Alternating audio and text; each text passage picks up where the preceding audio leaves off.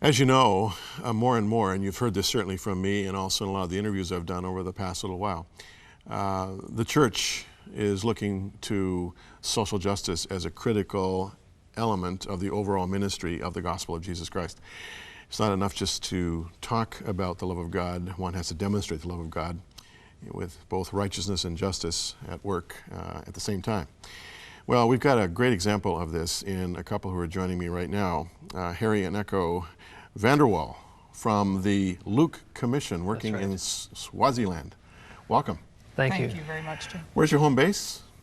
It's Idaho. Idaho. Yes. The home of the best potatoes in the world, right?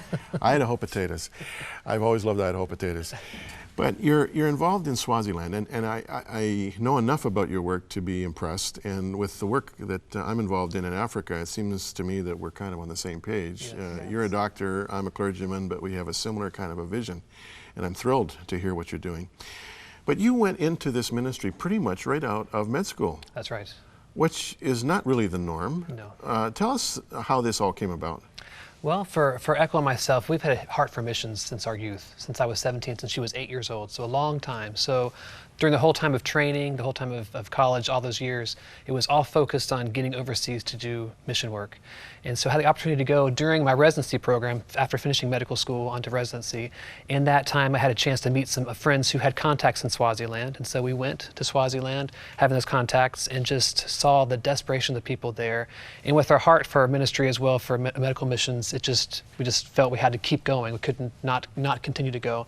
And so we came back to the States and just felt we had to keep going. And so during residency, we kept going. I was able to take some time off during residency, during my electives and during my vacation time. We just kept going back to Swaziland and going into the rural areas and helping the people there doing mobile medical missions. And so during this residency, you were becoming a pediatrician, right? A pediatrician as well, internist, internal medicine, pediatrics. Internal medicine and pediatrics. Yes. And did you choose those disciplines specifically because of the work you expected to be doing? Yes, it was. I get a more in-depth on both the whole spectrum of life. So. Now, Echo, by the way, that's a great name. Thank you very much. I'm sure you've never met another Echo. I have a couple, but it's not.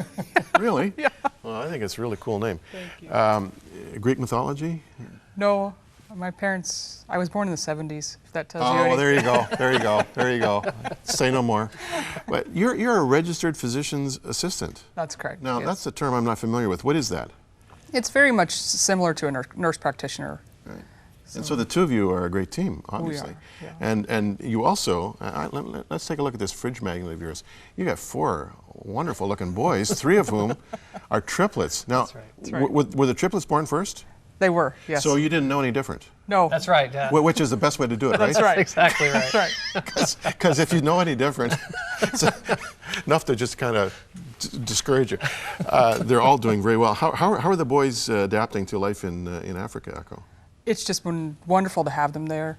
We didn't realize when we first went, because of course they were just part of our life and they were going with us, but the amazing way that kids bridge you to another culture, because kids are a universal language. Yeah. And so I think the Swazis love the kids more than they love us. Yeah. So it's just been a joy for them to be there. And they do help a lot. You know, they're 9 years old now. We've got quite a work crew going on now. No kidding.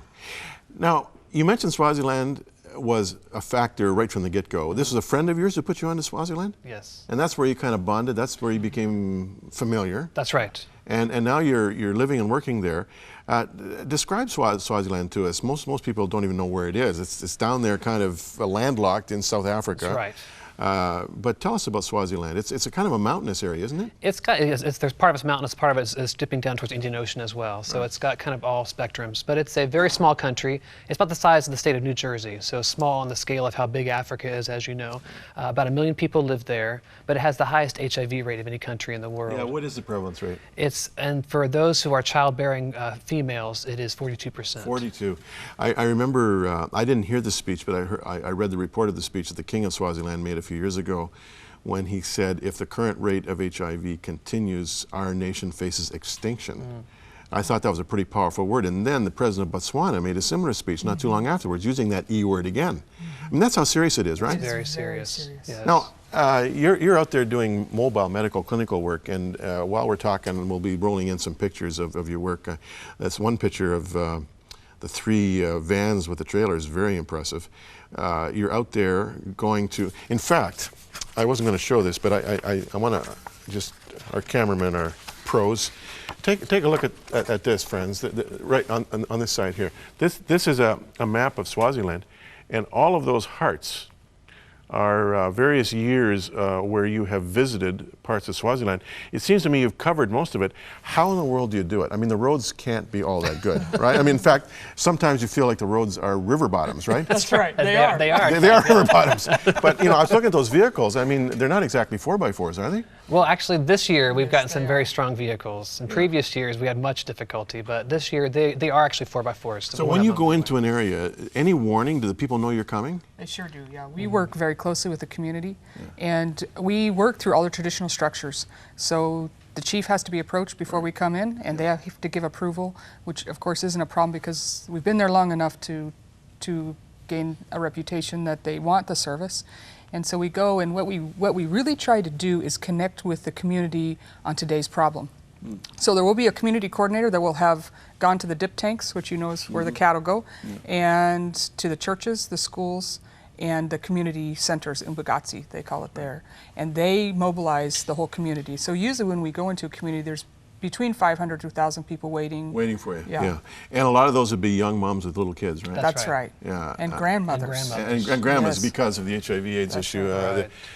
that young adult population is decimated. That's exactly right. So I'm sure you do everything. I mean, you're a pediatrician, you're an internist, but I mean, you got to see everything, right? We do see a variety of things. Is it a touch overwhelming? It can be if you let it, but it's amazing how God gives you the peace and the endurance to be able to transcend that emotional. It could be devastating to you. I mean, I don't think there's another American or Canadian doctor on the planet who's seeing 600 patients a day. I mean, how do you do that? It's a team effort. It really is. We have 15 Swazis that work with us and help us with blood pressures, blood sugars, and doing all the registration, HIV testing, all the counseling. And so when they come to see me, all the information's already there, so it's quick. I can look at what the problems are in English, so it's easy for me, and then ask a few quick questions with a translator next to me, and then we can just quickly decide which medicines they should receive, counsel them quickly, and then send them on to the next department. What do you do when you realize that they need to be referred somewhere? How do you handle that? Well, that's been a partnership that we've been able to develop over the years of being there in Swaziland, the different government clinics that are there, and as well as our staff that we've developed to do counseling on site. So it's a partnership of many parts that come together to help the patients. Now, Echo, your boys come with you, right? They sure do, yes. Now, are you homeschooling them? Actually, Harry homeschools them. You see 600 patients a day and you homeschool your boys?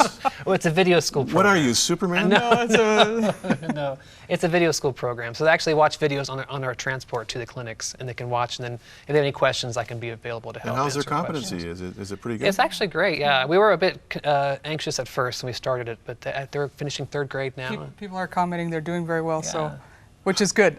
Well, yeah, it is good. I mean, they're getting one-on-one at least from, I mean, when do they see you? Well, they're traveling with you, right? Yeah, they travel with us, and it's actually just been amazing how exciting it is as a family to be doing this together. So, Yeah, no kidding.